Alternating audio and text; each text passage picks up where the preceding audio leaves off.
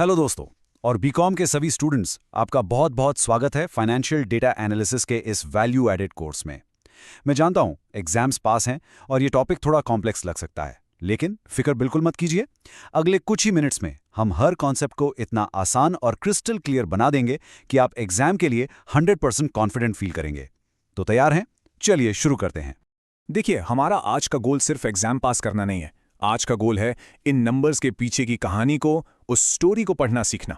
क्योंकि हर financial figure कुछ कहता है और एक ग्रेट एनालिस्ट वही है जो इन सब टुकड़ों को जोड़कर एक पूरी क्लियर पिक्चर बना सके। तो ये है हमारा आज का रोड मैप, हमारी जर्नी। हम डेटा के बिल्कुल बेसिक से शुरू करेंगे, फिर कंपनी के फाइनेंशियल स्कोर कार्ड्स को पढ़ना सीखेंगे, उसके बाद एक एनालिस्ट के पावरफुल टूल्स का इस्तेमाल करेंगे, डेटा को विजुअली प्रेजेंट करना सीखेंगे और आखिर में एक क्विक रिवीजन के साथ अपनी नॉलेज को टेस्ट करेंगे। तो चलिए शुरू करते हैं हमारे पहले स्टॉप से। Unit 1, financial data. ये वो नींव है जिस पर पूरी एनालिसिस की इमारत खड़ी होती है। तो सबसे पहला सवाल, डेटा और इन्फॉर्मेशन में आखिर फर्क क्या है? चलिए इसे एक बहुत ही सिंपल एनालॉजी से समझते हैं। सोच लीजिए आप एक शेफ हैं। डेटा जो है वो कच्चा माल जैसा है, रॉ वेजिटेबल्स, मसाले, बिखरे हुए फैक्ट्स और फिगर्स। और इन्फॉर्मेशन वो एक तैयार डिश है, जैसे एक लजीज बिरयानी। जब हम उस कच्चे माल यानी डेटा को प्रोसेस करते हैं, उसे ऑर्गेनाइज करते हैं और उसे एक मतलब देते हैं, तब वो इन्फॉर्मेशन बनती है जिसके बेसिस पर हम डिसीजंस ले सकते हैं। अब एक एनालिस्ट के तौर पर आपको 4 तरह के डेटा से डील करना पड़ेगा। पहला, क्वांटिटेटिव यानी नंबर्स, जिसे आप गिन सकते हैं, जैसे सेल्स फिगर, कॉस्ट्स। दूसरा, क्वालिटेटिव यानी डिस्क्रिप्शंस, जिसे आप महसूस कर सकते हैं, जैसे कंपनी की ब्रांड रेपुटेशन।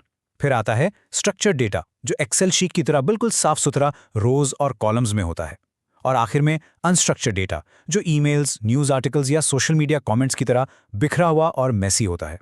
तो ये सारा डेटा इतना जरूरी क्यों है? क्योंकि डेटा 3 सबसे इंपॉर्टेंट काम करता है। ये हमें पास्ट को एनालाइज करने में मदद करता है, फ्यूचर के लिए सही प्लानिंग करने में मदद करता है और सबसे जरूरी, प्रेजेंट में सही डिसीजन लेने में मदद करता है। पास्ट, प्रेजेंट एंड फ्यूचर सब डेटा से जुड़ा है। ओके, डेटा का बेस तो क्लियर हो गया। अब आते हैं असली चीज पर। चलिए सीखते हैं किसी भी कंपनी के फाइनेंशियल स्कोरकार्ड्स को, यानी उसकी फाइनेंशियल स्टेटमेंट्स को कैसे पढ़ा जाता है। फाइनेंस की दुनिया में ये हैं द बिग 3 सबसे इंपॉर्टेंट स्टेटमेंट्स। पहली है बैलेंस शीट, जो एक स्नैपशॉट की तरह है। ये एक पर्टिकुलर दिन पर कंपनी की फाइनेंशियल हेल्थ बताती है। दूसरी है इनकम स्टेटमेंट, जो एक मूवी की तरह है।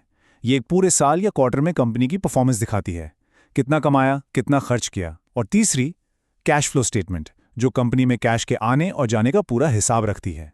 और दोस्तों, ये बात हमेशा हमेशा याद रखिएगा, ये तीनों स्टेटमेंट्स अलग अलग डॉक्यूमेंट्स नहीं हैं, ये आपस में जुड़े हुए हैं। ये एक ही कहानी के 3 अलग अलग चैप्टर्स हैं और मिलकर ही कंपनी की पूरी फाइनेंशियल स्टोरी बताते हैं। तो ये लिंक काम कैसे करता है? देखिए कितना ब्यूटीफुल सिस्टम है।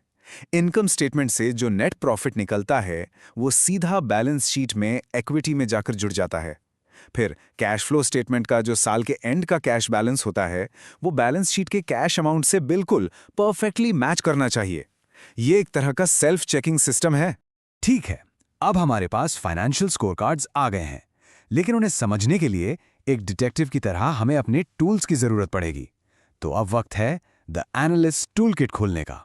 हमारे इस टूल किट में ये 4 सबसे पावरफुल टेक्निक्स हैं। इन्हीं के जरिए हम डेटा के अंदर छुपे हुए सीक्रेट्स, पैटर्न्स और इनसाइट्स को ढूंढ निकालेंगे। चलिए एक एक करके इन टूल्स को समझते हैं। सबसे पहले रेशियो एनालिसिस।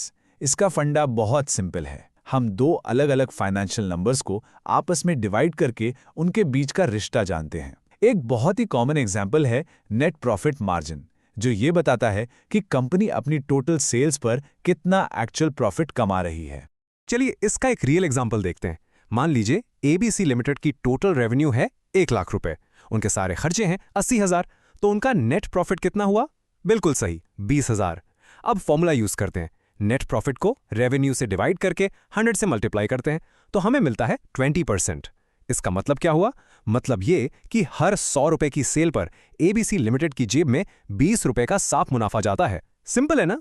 अब आते हैं 2 और पावरफुल टेक्निक्स पर, कंपैरेटिव और कॉमन साइज एनालिसिस। कंपैरेटिव, जिसे हम हॉरिजॉन्टल एनालिसिस भी कहते हैं, टाइम ट्रैवल जैसा है। ये 2025 की सेल्स को 2026 की सेल्स से कंपेयर करता है। जबकि कॉमन साइज यानी वर्टिकल एनालिसिस हर चीज को टोटल का परसेंटेज बना देता है। ये बेस्ट है जब आपको एक छोटी कंपनी को रिलायंस जैसी बड़ी कंपनी से कंपेयर करना हो। ये सबको एक कॉमन ग्राउंड पर ले आता है। दोस्तों, इस टॉपिक पर स्टार मार्क कर लीजिए। CAGR यानी compounded annual growth rate exam का फेवरेट टॉपिक है। जब आपको किसी चीज की ग्रोथ का सही एवरेज निकालना हो, खास करके कई सालों का, तो हम CAGR यूज करते हैं। ये सिंपल एवरेज जैसा नहीं है, ये कंपाउंडिंग के इफेक्ट को कंसिडर करके ट्रू ग्रोथ रेट बताता है। चलिए इसका कैलकुलेशन देखते हैं। फॉर्मूला देख के घबराना नहीं है, बहुत आसान है। मान लीजिए एक स्टॉक 5 साल में 100 रुपए से 200 रुपए का हो गया, तो हम वैल्यूज को फॉर्मूला में डालेंगे। एंडिंग वैल्यू 200, बिगिनिंग वैल्यू 100 और n यानी नंबर ऑफ ईयर्स है 5। कैलकुलेशन करने पर रिजल्ट आता है 14.87%। इसका मतलब उस स्टॉक की असली कंपाउंड होके जो ग्रोथ हुई वो हर साल एवरेज 14.87% रही। आप जल्दी से नजर डालते हैं डिस्क्रिप्टिव स्टैटिस्टिक्स पर। सेंट्रल टेंडेंसी हमें डेटा का सेंटर पॉइंट बताता है। Mean, median, mode. डिस्पर्शन बताता है कि डेटा कितना फैला हुआ है। और याद रखिए, फाइनेंस की दुनिया में हाई स्टैंडर्ड डिविएशन का मतलब है हाई रिस्क या हाई वॉलेटिलिटी। और आखिर में शेप हमें डेटा के डिस्ट्रीब्यूशन के बारे में बताता है, जैसे स्क्यूनेस और कुर्टोसिस। तो हमने डेटा कलेक्ट किया, स्टेटमेंट्स पढ़े और एनालिसिस भी कर लिया, लेकिन अगर हम अपनी फाइंडिंग्स को आसानी से समझा नहीं पाए तो सारी मेहनत बेकार। और यहीं पर आती है डेटा विजुअलाइजेशन की पावर। Welcome to unit 4। ये लाइन सब कुछ कह देती है।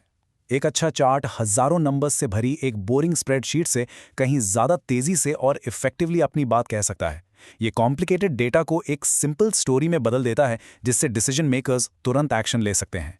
जब भी आपको अलग अलग कैटेगरीज को आपस में कंपेयर करना हो, जैसे रीजन ए की सेल्स और रीजन बी की सेल्स, तो बार चार्ट आपका सबसे अच्छा दोस्त है। यहाँ एक नज़र में साफ दिख रहा है कि रीजन बी रीजन ए से कहीं बेहतर परफॉर्म कर रहा है।